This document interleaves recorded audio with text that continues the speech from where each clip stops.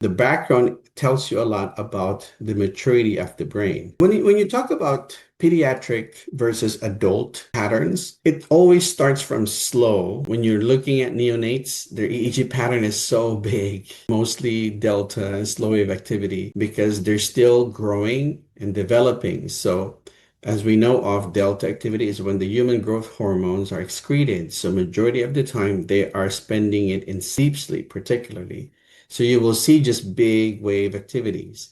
As they get a little bit older, a few months later, you'll start to see some patterns that will start to slow down, get theta, and eventually reach alpha frequency.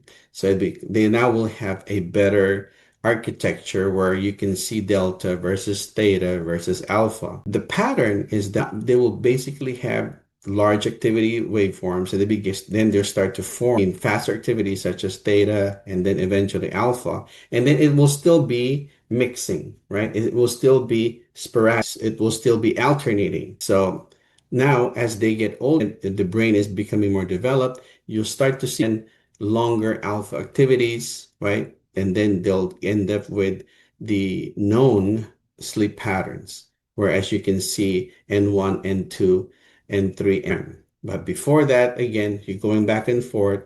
You will see slow, then developing a little bit more faster, and it will still be mixing until it starts to develop and separate when we discuss sleep staging in pediatrics and adults. Remember the concept itself is important. So the background tells you a lot about the maturity of the brain. And the older the patient gets, the background starts to diminish. Even the quality of delta starts to diminish. The quality of the alpha starts to diminish. So that's the cycle of the brain activities. Starts from really big patterns, then you start to see faster patterns, then they start to become more developed, and then you can isolate and differentiate the different patterns clearer.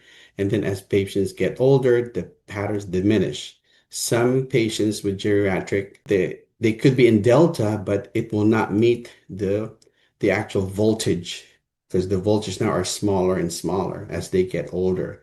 Now, for patients with dementia, you will not see it. You might not see much pattern at all. Until their dementia fully develops, then you won't see much pattern. So it tells you now the cognitive impairment of the patient.